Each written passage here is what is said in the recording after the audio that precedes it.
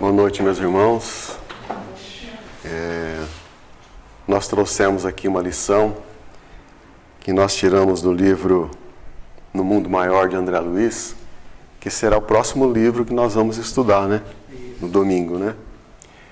Mas nós tiramos a lição desse livro quando André Luiz encontra o seu avô no plano espiritual, para que a gente possa tirar algumas conclusões, né? Que isso possa ajudar a nossa vida, a nossa consciência e melhorar o nosso entendimento perante a própria vida, né? André Luiz, nesse livro, ele estava acompanhando o assistente Calderaro, que era um espírito especialista nas atividades de socorro espiritual na área da psiquiatria. E já de início, o assistente Calderaro levou André Luiz para uma palestra no mundo espiritual, proferida pelo benfeitor Eusébio. Terminando essa palestra, o assistente Calderaro levou André Luiz até o benfeitor Eusébio. E Eusébio parabenizou as iniciativas de trabalho de André Luiz, porque veio a saber que André Luiz havia abraçado a tarefa de colher experiências, né, no mundo espiritual, para que posteriormente ele pudesse trazer para o entendimento de nós encarnados aqui na Terra, né? E nas despedidas, o instrutor Eusébio olhou de relance para André Luiz como que se enxergasse alguma coisa, e se dirigiu ao assistente Calderaro dizendo: quando possível, leve André até os abismos purgatoriais, porque lá ele colherá excelentes experiências para o seu coração. E assim André Luiz, né, participou de diversas tarefas, acompanhando o assistente Calderaro nos seus trabalhos que ele realizava junto a uma instituição do mundo espiritual. E chegou o dia, então, dele participar dessas tarefas junto às zonas de sofrimento mais baixas. Esse trabalho era dirigido pela benfeitora Irmã Cipriana, que fazia parte da instituição que o assistente Calderaro era ligado no plano espiritual. Irmã Cipriana, percebendo a presença de André, ela pergunta se ele iria acompanhá-los naquelas tarefas. E o assistente Calderaro antecipa dizendo que sim, porque havia sido o próprio instrutor Eusébio que havia solicitado para que ele conduzisse André Luiz a essas atividades. Mas ela diz que, como responsável daquele trabalho, ela não poderia admitir André Luiz em todas as particularidades do trabalho, porque para isso precisava de uma preparação antecipada. Mas que o assistente pudesse levar André Luiz somente no limiar das cavernas de sofrimento. E ainda ela disse, né, com certeza, se Eusébio foi levado a sugerir a presença de André nessas atividades, é porque algum serviço urgente ele deve realizar nesses ambientes. Cada situação, as palavras dela, cada situação a que somos conduzidos é portadora de ocultos ensinamentos para nós mesmos. E então André Luiz começa então, né, a descrever a paisagem, a triste paisagem que se desdobrava diante dos seus olhos. Lacerava meu coração, dizia ele, ouvir aquelas vozes lamentosas dispersas a se exalarem para um céu cor de fumo. À medida que descíamos, gritaria, lamentações, gargalhadas, imprecações. Estacamos à frente de enorme planície pantanosa, quando um grande número de entidades desencarnadas se perdiam de vista em assombrosa desordem, envolvidos em nevoeiro denso.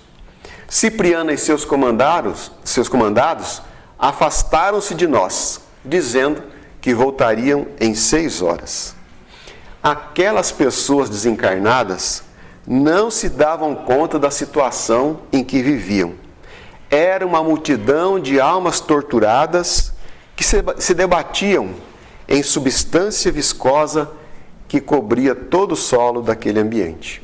A paisagem era francamente impressionante pelos aspectos infernais que nos circundavam.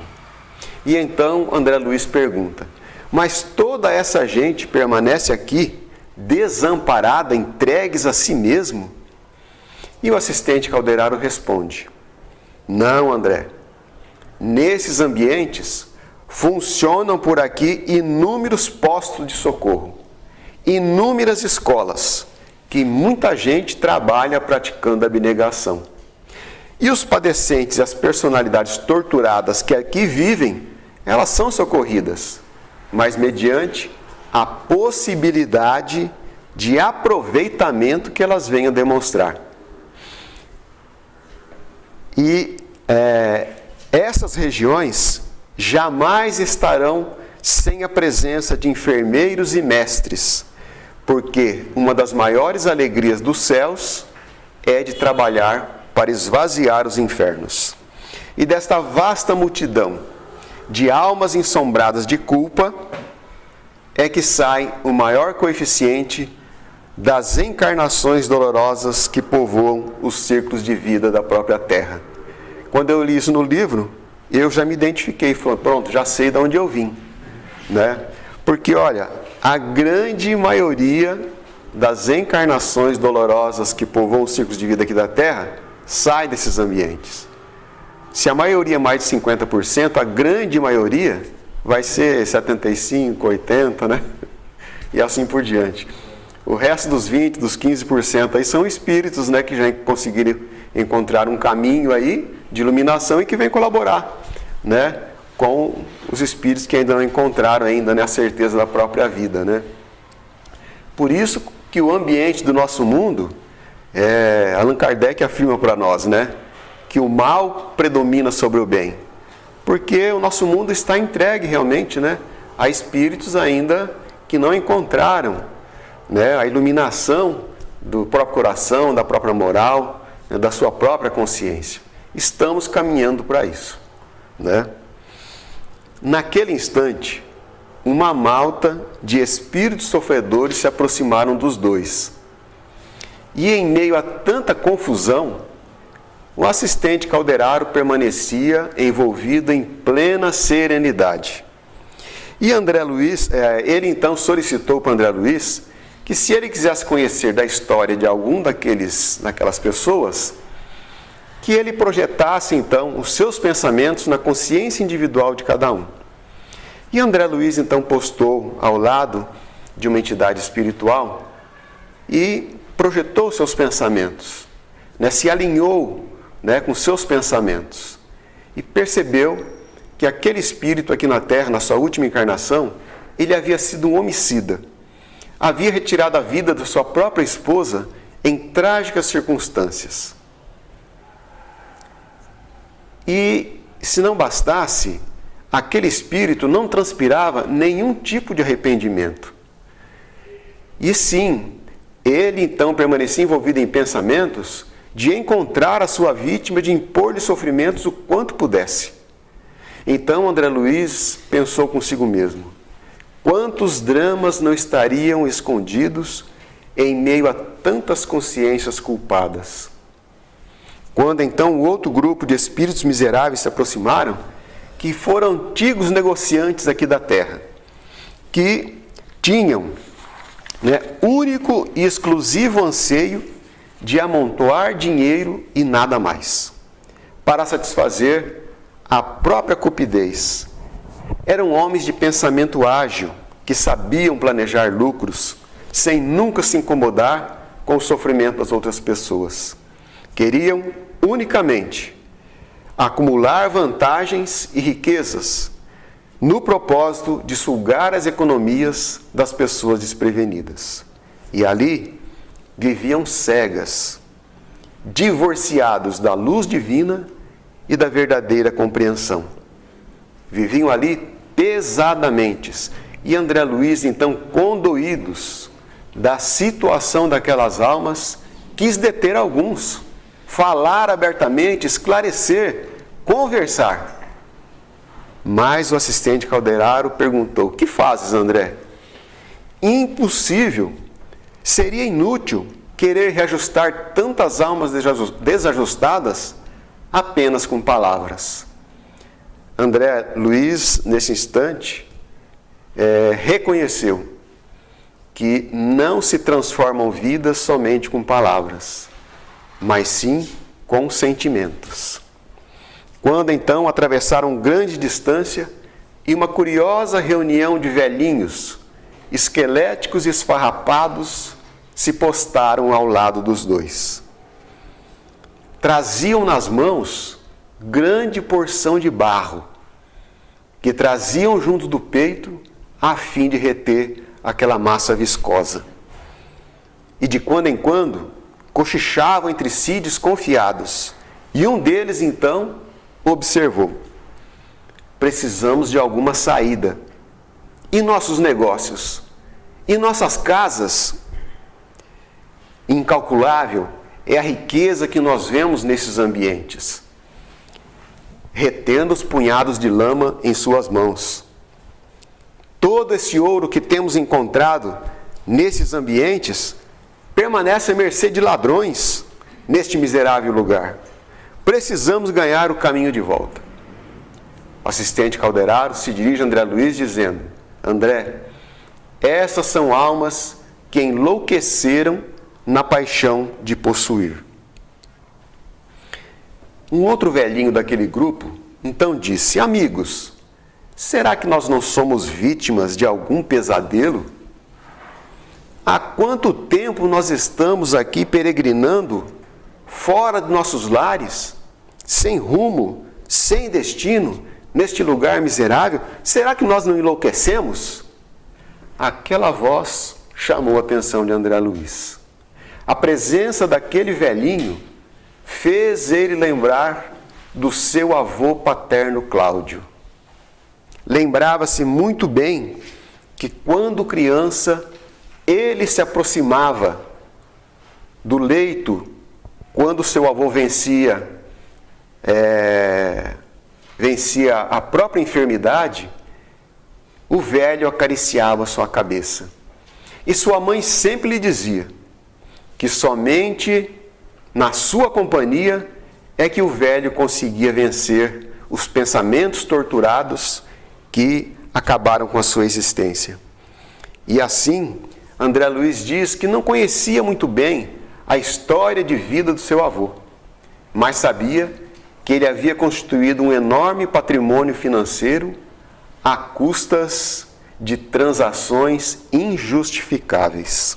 E depois terminou a sua existência pelo excessivo apego ao dinheiro e às suas riquezas, enxergando ladrões por todos os lados.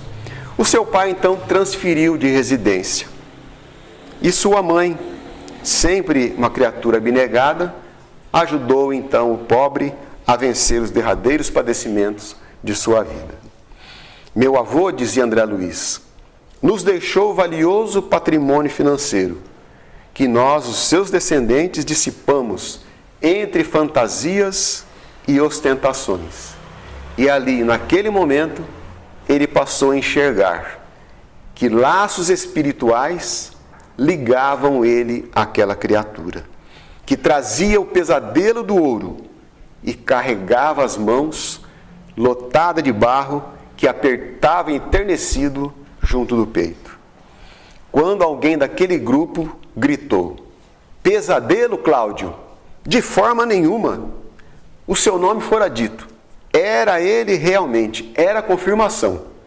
O assistente Calderaro se aproxima e já diz então: "André, já sei de tudo.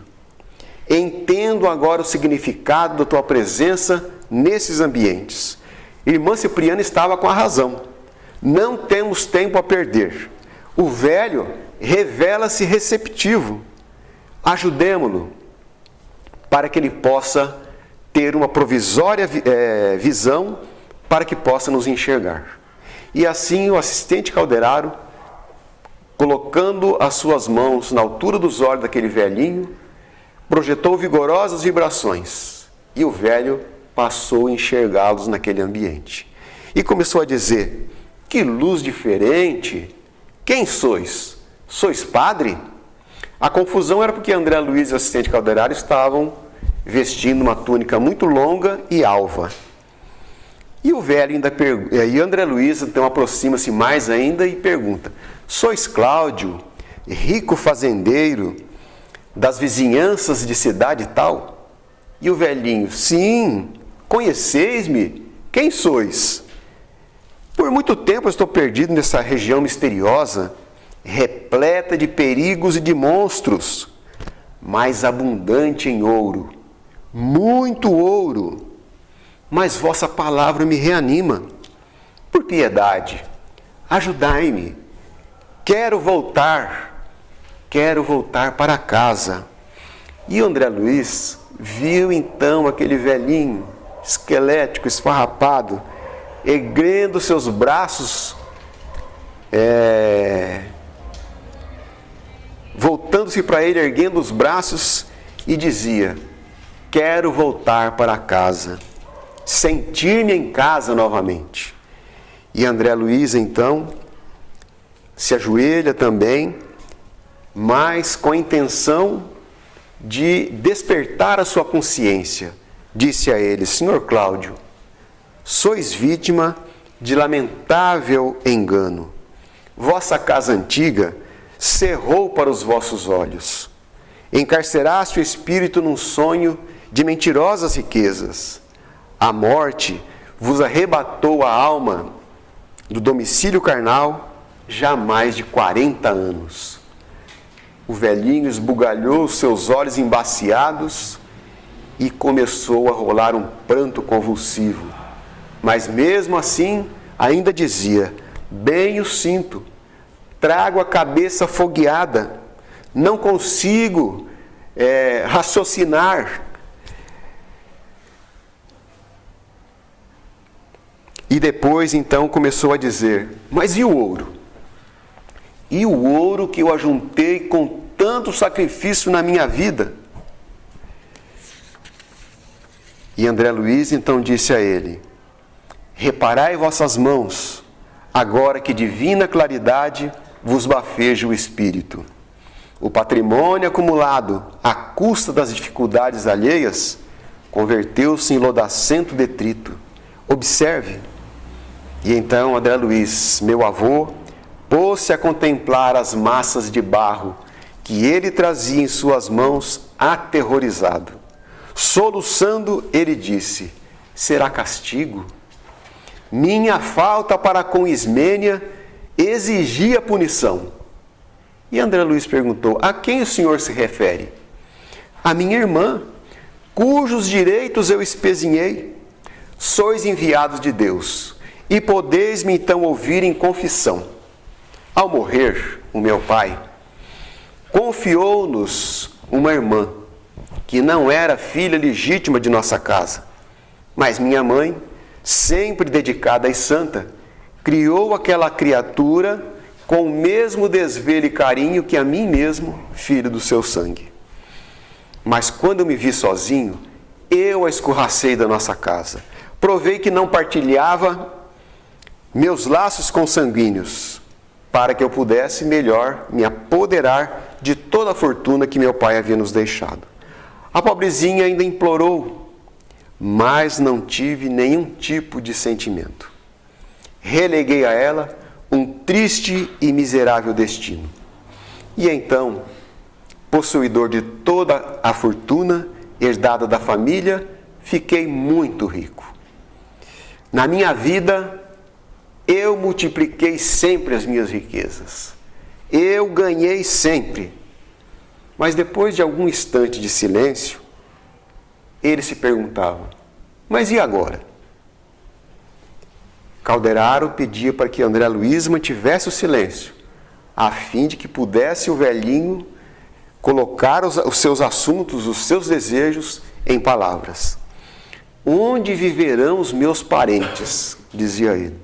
Onde rolará o dinheiro que eu acumulei na minha vida, em detrimento até mesmo da minha alma? Onde viverá minha irmã Ismênia, que nunca mais eu vi essa criatura? Por que não me ensinaram na terra que a vida continuava depois da morte? Estarei eu realmente morto? Ou será que eu estou enlouquecendo? Quem me socorrerá?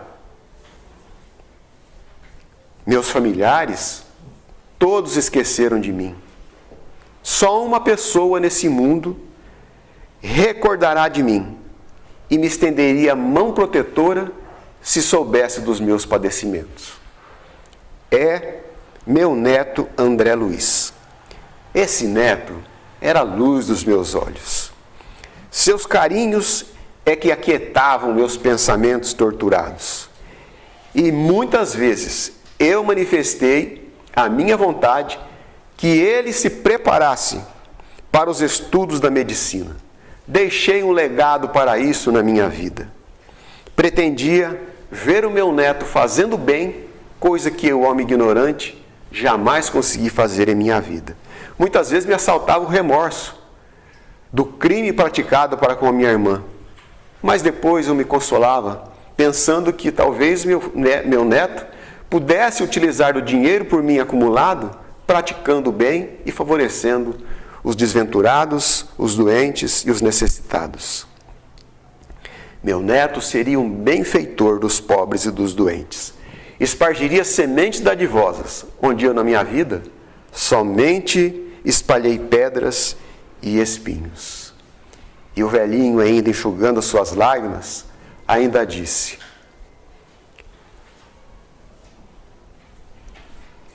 quem sabe vós, que sois mensageiros de Deus, pudesse então levar a triste notícia da minha condição a meu neto? Para mim será um consolo muito grande saber que André tenha conhecimento dos meus padecimentos. Aí não mais valeram os olhares do assistente Calderaro para André Luiz, porque dizer que uma torrente de sentimentos invadiu o seu coração. E ali ele lembrava-se muito bem de quando ele se aproximava do leito do seu avô e ele acariciava sua cabeça. Lembrava também que o seu pai sempre lhe dizia e lhe cobrava dos desejos do velho que acalentava para a sua preparação acadêmica para a medicina. E, diz André Luiz, compreendi a extensão dos meus débitos para com aquela criatura, mas principalmente relativo ao diploma de médico que, nas suas palavras, ele não soubera honrar aqui neste mundo. E então dirigiu os seus olhares para o assistente Calderaro, sentiu-se criança novamente e ajoelhou junto daquele desventurado velhinho que o observava entre trêmulo e assustado e cobriu as suas mãos de beijos. Erguendo seus olhos, ele disse: vovô Cláudio, pois o senhor não me conheces mais? E aí André Luiz diz que impossível seria para ele descrever o quadro que ele viveu naquele momento, naquele ambiente deprimente, que muitas vezes provocava curiosidade ou até medo, mas naquele instante ele transpirava sentimento puro dentro de si. E amparado pelas forças do assistente Calderaro, pôde ele então transportar o seu avô em seus braços, como se estivesse levando, louco de alegria, um fardo leve e doce ao seu coração. Irmã Cipriana retorna das suas atividades e encontra André Luiz abraçado ao seu avô em lágrimas. E ela disse: sabia, André, que você não teria vindo para esses ambientes para nada. Não temos tempo a perder. é necessário que cuidemos do nosso doentinho. É necessário interná-lo ele aqui mesmo, em alguma instituição de socorro. E irmã Cipriana, tomando conhecimento de toda a situação, comentava com André Luiz que o melhor seria já de antemão trabalhar para que ele pudesse voltar à esfera da vida física, uma nova reencarnação, para que ele pudesse desfazer todos os maus entendidos que ele carregava junto ao seu coração. E ele deveria permanecer por uns 2 anos internados nessas instituições de socorro, nesses ambientes purgatoriais. Mas a benfeitora Cipriana então disse que necessário seria levar 3 pontos a saber. Ele deveria ser conduzido à vida física, mas deveria se ligar a uma profissão de trabalho intenso e uma vida em pobreza extrema. E outro ponto a ser ligado: era necessário buscar aproximação com Ismênia, a quem ele carregava enorme arrependimento. E então eles tomaram caminho daquela instituição. E a cada passo que dava, o nome de Ismênia era então falado pelo senhor Cláudio. Irmã Cipriana, tomando conta de toda aquela situação, resolveram então encontrar o paradeiro de Ismênia. E foram saber então que Ismênia já havia conquistado uma nova reencarnação. Já estava reencarnada. E encontraram então a jovem na cidade do Rio de Janeiro, num bairro pobre, num bairro de Bangu, num lar muito pobre e modesto. E em plena madrugada, todo aquele grupo de espíritos vieram então fazer uma visita àquela jovem. Penetraram aquele ambiente e encontraram Ismênia já adormecida. E a benfeitora irmã Cipriana, colocando as suas mãos na altura da testa de Ismênia, como se estivesse a chamá-la. E em breves instantes, Ismênia, espírito, comparece naquele ambiente. Mas porque irmã Cipriana exalava assim muita luz, da sua condição espiritual, a jovem permaneceu um tanto quanto conturbada pelas claridades do próprio ambiente. Então a jovem disse: Mãe Celestial, quem sou eu para receber a graça da vossa visita em minha casa? E cobriu o rosto, sentindo-se ofuscada pelas claridades do ambiente e contendo a todo custo a comoção que ela sentiu naquele momento. Mas a irmã Cipriana se aproxima e diz a ela: Minha filha, sou apenas tua irmã e tua amiga. Estamos aqui, pois queremos saber quais são as suas intenções na sua vida. Precisamos nós de tua ajuda, mas não desejamos ser amigos infiéis, inúteis. Nós podemos também te servir. E a jovem, então, com a voz entrecortada pela comoção, ela disse: Minha mãe, se eu puder rogar-vos alguma coisa, peço-vos em favor de Nicanor. Somos noivos há quase 2 anos, mas somos muito pobres. Trabalho na indústria da tecelagem e Nicanor é pedreiro. Tenho sonhado com a constituição de um lar pequeno e modesto, abençoado pela proteção da divina providência. Irmã Cipriana ouviu então, estampando ternura em seus olhos, e disse à jovem: Como não, minha filha? os teus desejos são justos e santificantes. Nicanor terá o nosso amparo e as tuas esperanças, nossa viva contribuição. Mas esperamos alguma coisa também de sua parte. É necessário que você venha conosco. E então cobriu os olhos de Ismênia com um material, um tipo de um gaze, para que a jovem não pudesse reter em sua consciência as tristes paisagens que haveriam de atravessar até que chegasse à instituição onde o Sr. Cláudio estava internado.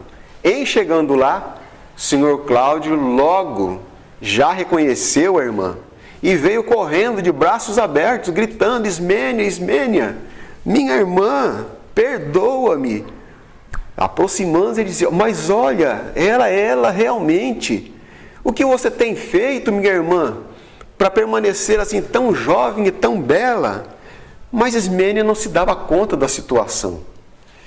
Então, irmã Cipriana perguntou a ela: minha filha, nunca soubeste em família que a tua bisavó teve um irmão? E a jovem não deixou que a benfeitora continuasse. Cortou a sua palavra dizendo: que a expulsou de casa? Sim, minha filha. E a jovem continuou: minha mãe sempre se referiu a esse triste acontecimento do passado. Não reconheces nada, minha filha? Não te recordas? Mas Ismênia, por si só, somente ouvia ali do seu lado Cláudio dizer: sou eu, Ismênia, teu irmão Cláudio, teu desventurado irmão. E a jovem por si só não poderia ter a lembrança do passado. Foi necessário que a irmã Cipriana, então, através do seu magnetismo pessoal, lhe desse condições para relembrar o passado. E então, daí a alguns instantes, a jovem então passou a dizer: agora posso me lembrar.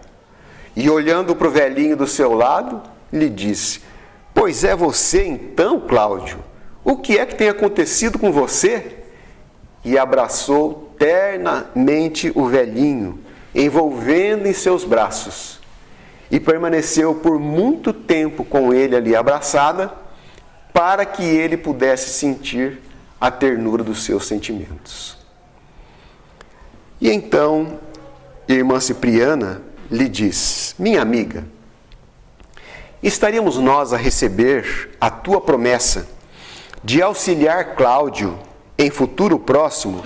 Cooperarás conosco em favor dele, recebendo-o nos braços de mãe abnegada, se a lei divina autorizar o seu matrimônio?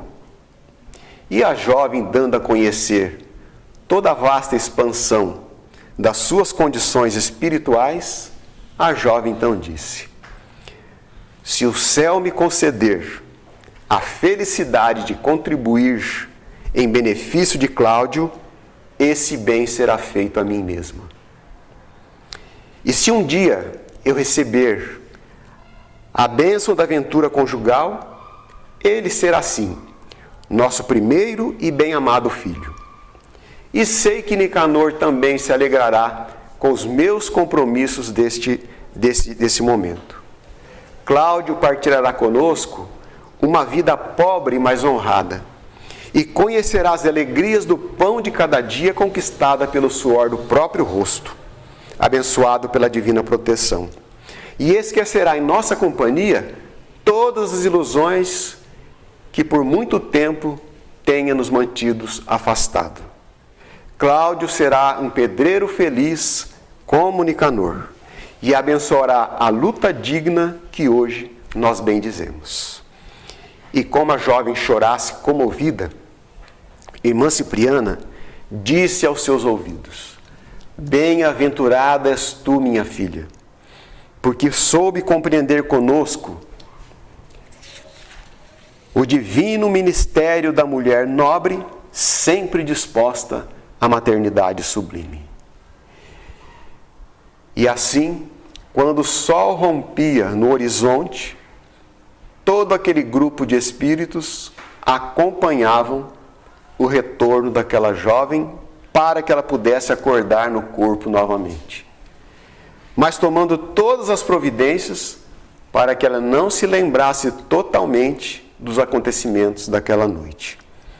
Mas Ismênia acordou tendo a impressão de ter participado de uma maravilhosa excursão espiritual, não conseguia lembrar dos seus pormenores, mas guardava absoluta certeza de que se casaria em breve e que Deus reservava a ela um ditoso porvir.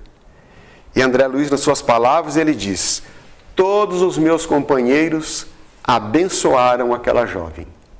E eu, por minha vez, despedi-me comovido, beijando-lhe a destra minúscula num gesto de profunda amizade e de indizível gratidão. Essa é a parte do livro que nós retiramos, a lição que nós tiramos deste livro. E a gente sabe, lógico, né, que o livro não é só isso, né? Existem inúmeras lições. Mas nós vemos aqui a lição que o André Luiz coloca para todos nós, né? Retratando a condição de vida, né, do seu próprio avô, que encontrou, né, em condições, ainda bem que encontrou em condições de ser socorrido, né? Como o assistente Calderaro disse, que essas almas são socorridas mediante o aproveitamento que elas venham de estampar na sua condição para que possam merecer então. Então todos nós que estamos na esfera de vida aqui da crosta da terra, né, fomos retirados, a grande maioria, como se diz, né, fomos retirados dessas condições, tivemos um tratamento, né, passamos, né, por escolas, por hospitais, tratamento intensivo, e recebendo orientações precisas para que a gente pudesse compreender o mecanismo, né, da própria aqui neste mundo ou fora dele, né? É assim que nós podemos pensar. Cada um de nós temos a nossa história. Por vezes poderia render um livro, até mesmo como esse, de André Luiz. Nós vemos aqui o André Luiz, ele ficou 8 anos, né? Quem lê o livro Nosso Lar, ele ficou 8 anos nesses ambientes. Abriu o coração para a prece, para a presença de Deus, e ele recebeu a bênção do socorro de ser retirado dessa condição. E nós vemos o seu avô, 40 anos. E além do mais, o seu pai ainda também estava nessa condição. As suas irmãs também estavam nessa condição. Então nós vemos, sabe, que a maioria de todos nós encarnados aqui vivemos numa plena ilusão da vida. Não conhecemos, ardemos em ignorância.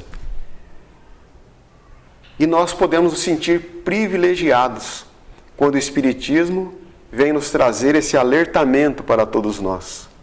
Porque a nossa situação espiritual vai ser uma relação profunda com a nossa vida aqui na Terra.